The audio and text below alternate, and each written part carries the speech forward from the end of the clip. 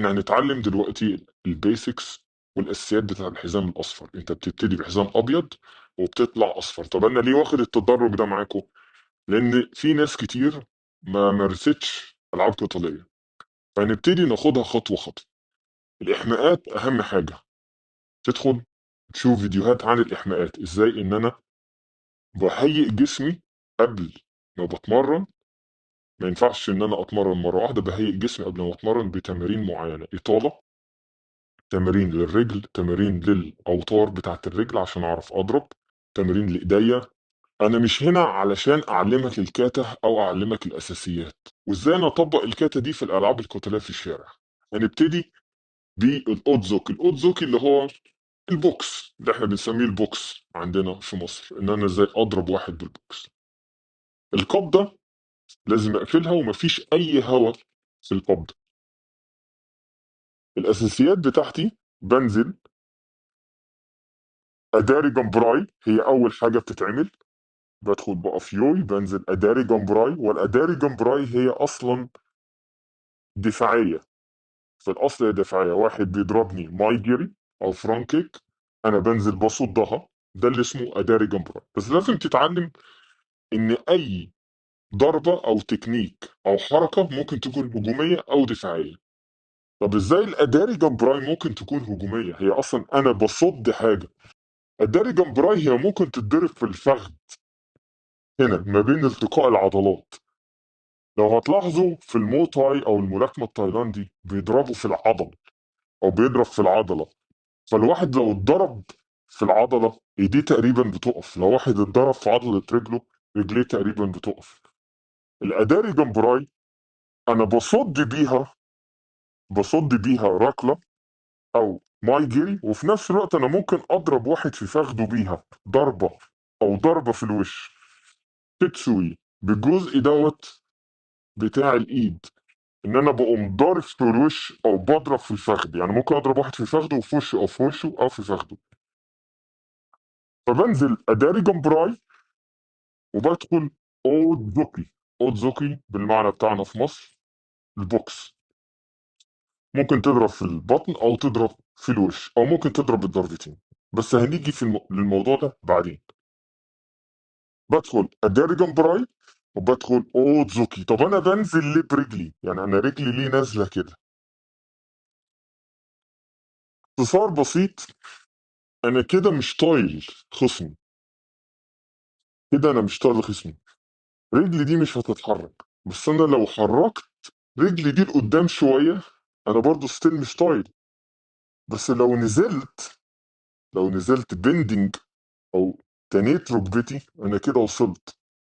فاذا لما بدخل اداري جمبراي بدخل اوتزوكي. الاوتزوكي بيطلع من هنا، من الجنب، كأنك شايل سلاح جنب، وبيطلع بيضرب وبرجع، بطلع اضرب وبرجع. خلينا نشوف الاوتزوكي مع بعضينا. الداري جمبراي او فايت ستاند، بدخل اوتزوكي وبرجع، بدخل اوتزوكي وبرجع. بعد كده في الاجا اوكي. اجا اوكي هي برضو دفاعيه. واحد بيضربك اوتزوكي في وشك او بيضرب بوكس في وشك، انا بصد. ودايما في الصد صدري صدري البوزيشن ده، يعني بدي للخصم كتفي. بس لما باجي اضرب جسمي بيتربع عشان بدخل وبضرب. يبقى انا لما بدافع كتفي للخصم. ليه بعمل كده؟ عشان كده كتير كده هو ممكن يلاقي حتت كتيرة يضربني فيها، لكن لما بديله كتفي يبقى هو الجزء ده بس كده. ممكن بدافع، بقف، برجع، بروح، باجي، بيبقى اسهل لي ان انا ادافع. جسمي مش مكشوف للخصم. ادي اداري جمبراي برجع. اجا اوكي. الاجا اوكي بتيجي بتطلع بصد بيها ضرب.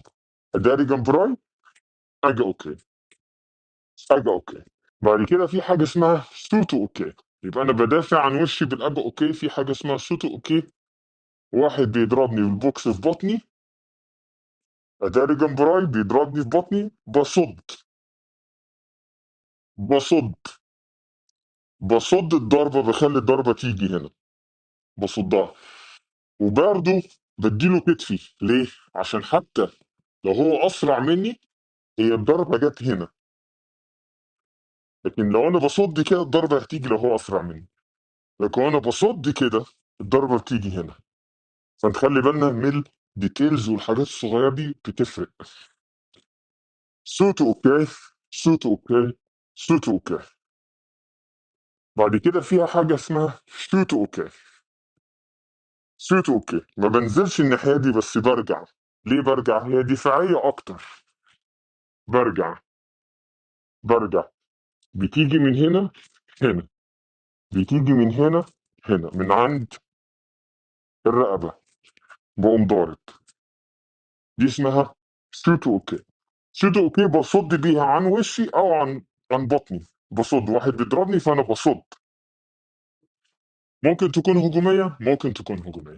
ان انا بقوم داخل شوت اوكي في الرقبه، بالجزء ده بضرب في الرقبه، بالجزء ده بقوم ضارب في الرقبه. قدام هنستخدم ضربه اسمها هايتو. هايتو بقوم لافف بالجزء ده وبقوم ضارب هنا في الوش. هايتو. باجي بقوم ضارب كده، باجي من هنا وبقوم ضارب في الوش. دي اسمها هايتو. بس دي هنشوفها بعدين وهنتكلم فيها بعدين. بنيجي بعد كده في الكيكنج او الركل.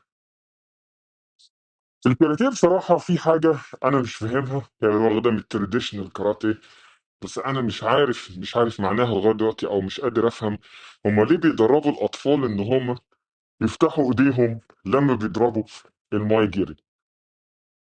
هل هي كنترول؟ هل هي تراديشن؟ بالنسبة لي أنا أحسن إن أنا لما بشتغل كيكنج بدخل فايت، بقف فايت، بقف وقفة الفايت.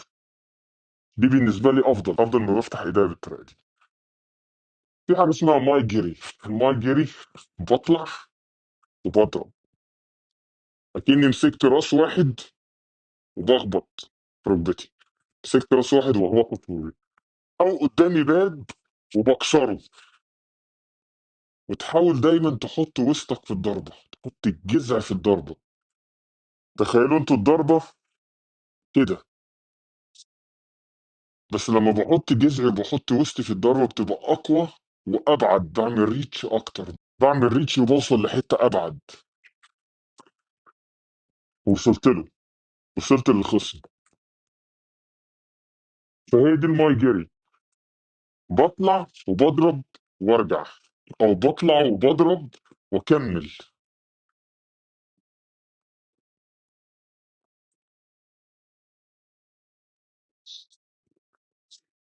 هي دي الماي جيري.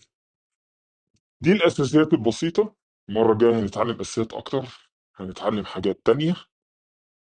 هنتعلم كيكنج بطريقه تانية في الراوند هاوس او المواشي جيري، في اليوكو او السايد كيك، في الاورو مواشي، في الاكس كيك. هنتعلم حاجات تانية كتير ان شاء الله.